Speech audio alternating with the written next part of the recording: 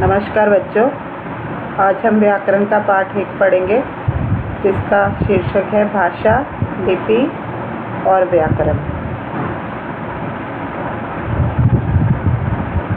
भाषा, सबसे पहले हम ये जानेंगे कि भाषा क्या होती है।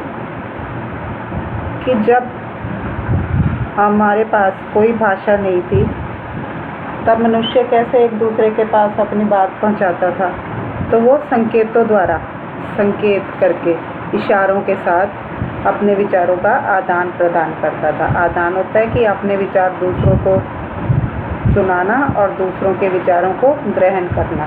और ये संकेत कई प्रकार से होते थे, किस किस प्रकार से, इशारों से या चित्र वगैरह से।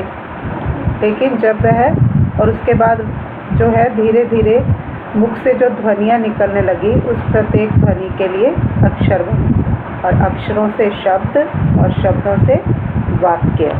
और धीरे धीरे ये सारी जो आवाज़ें थी वो किसी निश्चित वस्तु या क्रिया के लिए प्रयोग में आनी शुरू हो गई और इस प्रकार से भाषा का विकास होता गया। तो इस प्रकार हम क्या कह सकते हैं भाषा को, कि भाषा जो है भावों या विचारों के आदान प्रदान का माध्यम भाषा कहलाता है।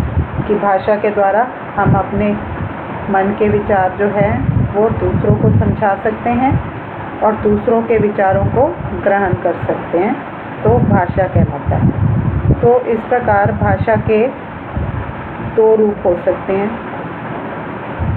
भाषा के रूप क्या होते हैं कि प्रकृति में हमें अलग अलग तरह की आवाज़ें सुनाई देती हैं, जैसे हवा का सनसनाना, जब हवा चलती है उसकी कैसी आवाज़ है, या चिड़िया बोलती हैं वो चहचहाना, गाय का रंभाना। लेकिन ये सारी जो क्या हैं भाषाएं नहीं हैं। सुनते तो हम बहुत कुछ हैं, लेकिन जब हम बोलकर या लिखकर अपनी बात को दूसरों के समक्ष प्रकट करते हैं और पढ़कर या सुनकर समझते हैं, तो वह भाषा कहलाती है। तो इस प्रकार इसी के आधार पर भाषा के 2 रूप होते हैं, मौखिक भाषा और लिखित भाषा। तो मौखिक भाषा के अंतर्गत इसके 2 रूप हैं, बोलकर या सुनकर समझना। कि कोई बोलता है और दूसरा जो है उसको सुनता है और उसको समझ जाता है। दूसरा इसका रूप है लिखित भाषा। लिखित भाषा में जो लिखा होता है उसको हम पढ़ते हैं और उसको फिर हम समझ जाते हैं। तो इस प्रकार हमें क्या समझ आया कि भाषा मौखिक और लिखित होती है। भाषा के मौखिक रूप को बोली भी कहते हैं। तो बोली जो है वो सीमित और छोटे क्षेत्र में बोली जाती है, लेकिन जो भाषा का रूप होता है वो विस्तृत होता है, बड़ा होता है, और बोली का छोटा।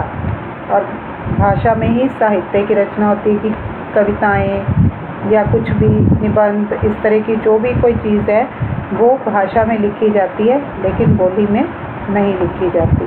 और हमारे देश में अनेक भाषाएं बोली जाती हैं, जैसे कि यहाँ पे कुछ दी हुई हैं।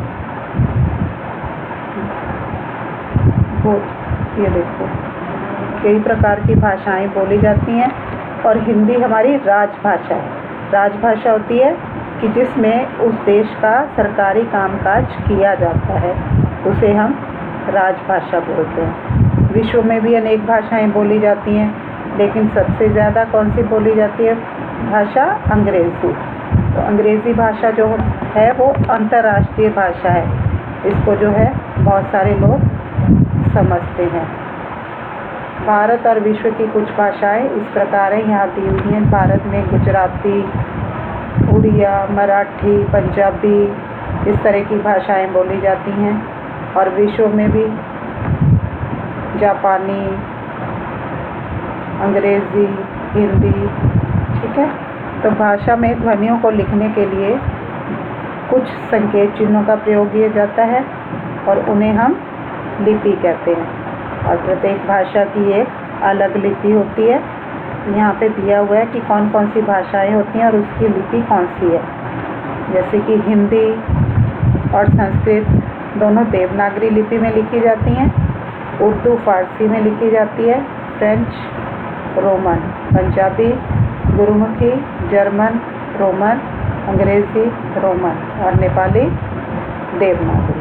उसके बाद है व्याकरण। व्याकरण क्या होता है कि प्रत्येक भाषा, जो भी हम भाषा सीखते हैं उसको सीखने में, उसके शुद्ध रूप को जानने के लिए उसके कुछ नियम बनाए जाते हैं और उनके कारण जो है हमें भाषा का शुद्ध रूप पता लगता है। तो भाषा को उचित प्रकार से बोलने, पढ़ने और लिखने के लिए इन्हीं नियमों की आवश्यकता होती है और सही नियमों की जानकारी हमें भाषा के व्याकरण से प्राप्त होती है। किसी भी भाषा का, कोई भी भाषा हो सकती है, उसको अगर हमने शुद्ध रूप से बोलना या जानना होता है तो उसके हमें जो नियम होते हैं वो हमें व्याकरण से पता लगते हैं। इससे हमें भाषा के शुद्ध या अशुद्ध होने का पता चलता है। इससे हमें पता लगता है कि भाषा का शुद्ध रूप क्या है और ये अशुद्ध रूप क्या है।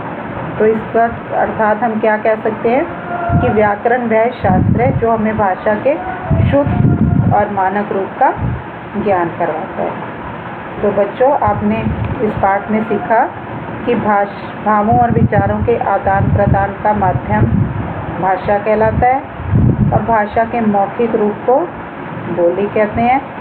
भाषा में ध्वनियों के लिखने के लिए प्रयोग किए गए संकेतों या चिन्हों को लिपि कहते हैं और व्याकरण हमें भाषा के शुद्ध रूप का ज्ञान करवाता है। तो अब जो है इसके द्वारा आपको भाषा के बारे में पता लग गया होगा कि भाषा किसे कहते हैं, लिपि क्या होती है और व्याकरण क्या होता है। तो इसके बाद हम जो है अगले विषय के साथ पुनः हाजिर होंगे। इसलिए और आपको ये सारा अच्छी तरह समझ आ गया होगा। तो नए पाठ के साथ दोबारा हाजिर होने के लिए धन्यवाद।